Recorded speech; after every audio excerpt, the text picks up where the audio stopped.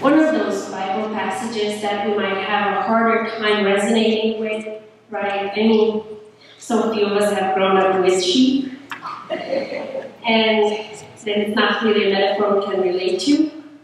But it's just one of those times when it's striking that although his message is timeless and universal, Jesus was addressing a certain people at a certain moment in time.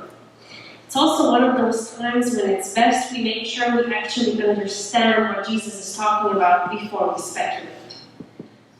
When I was young, I used to imagine Jesus as this slightly crazy-eyed mystic who spoke about things that nobody really understood. I mean, you know what I'm talking about. We've all seen that Jesus of Nazareth miniseries, right?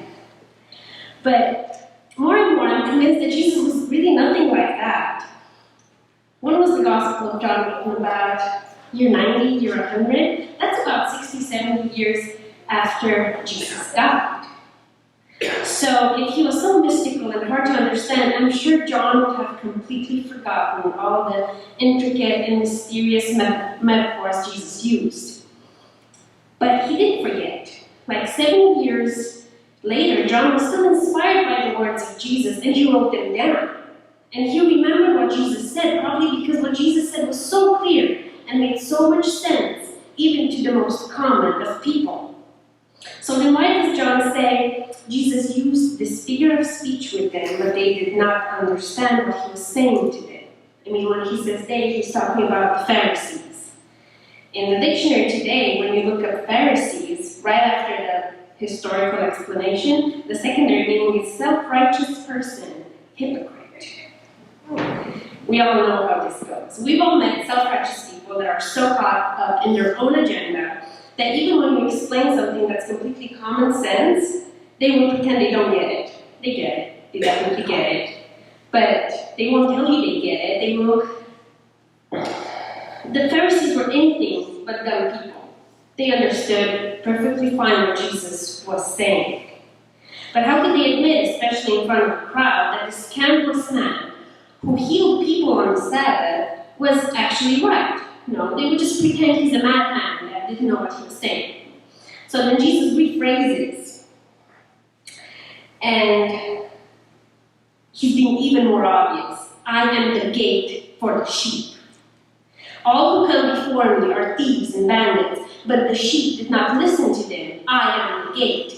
Whoever enters by me will be saved and will come in and go out and find pasture.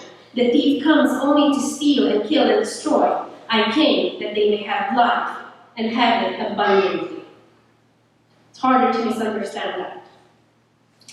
I am the gate. Now, I'm not a sheep person myself. I had to look all this up. The way that the sheepfolds were set up in that time, maybe in this time as well, I really don't keep up with like sheep-keeping architecture. But there was this enclosure where sheep were kept during the night and had only one door. You can find a drawing of this online. So you have this tall rock wall made out of loosely stacked stones, maybe 10 feet tall or so. And one tiny door in the wall, and by door I mean just a hole, just an opening in the wall. So during the night, the shepherd would sleep in the doorway so that if any wolf or other wild animal would come to steal his sheep, they would have to climb over the shepherd to get to the sheep. Anyone who does not enter the sheepfold by the gate, but climbs in by another way, is a thief and a bandit. The one who enters by the gate is the shepherd of the sheep. The gatekeeper opens the gate for him, and the sheep hear his voice. He calls his own sheep by name and leads them out. When he has brought out all his own, he goes ahead of them, and the sheep follow him because they know his voice. They will not follow a stranger, but they will run from him because they do not know the voice of strangers. So the first thing that strikes me about this passage is the role of the sheep. What do the sheep have to do? Well, pretty much just follow the shepherd and live life abundantly. Now, leaving aside all the completely abusive ways this could be interpreted, the wonderful thing about this is that we have some evidence that God doesn't want his people to prove how they are worthy of salvation. Sheep don't need to take a test or prove that they are worthy of being in the sheepfold. They belong there. We belong to the family of Jesus, to God's family. We become marked as Christ's own forever the moment we get baptized, and we no longer need to worry, because He will never leave our side. We will always have room in the sheepfold, no matter who we are, what we are, how long we can be there. There are no conditions for the sheep, no requirements, and that's what we need to strive for. Jesus offers His protection, His grace to us so freely and abundantly. Now, the second meaningful thing that I found is how the shepherds need to prove themselves as shepherds, as opposed to bandits and thieves, right? The shepherd enters to the gate through Jesus, will find pastures for his flock. Now again, we won't jump into how you could argue prosperity theology with this, but just take a look at the immense love that is being so freely given to the sheep. The shepherd must call all his sheep by name, and they will come to him. The sheep trust the shepherd only because they know his name, and he has entered through the door, Jesus' door. We are the sheep, but what lucky sheep we are.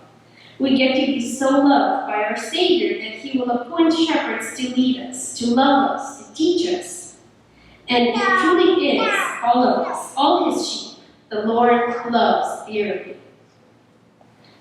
Now, I will admit that this whole parable would have made a lot more sense about 2,000 years ago, when people lived more with their sheep.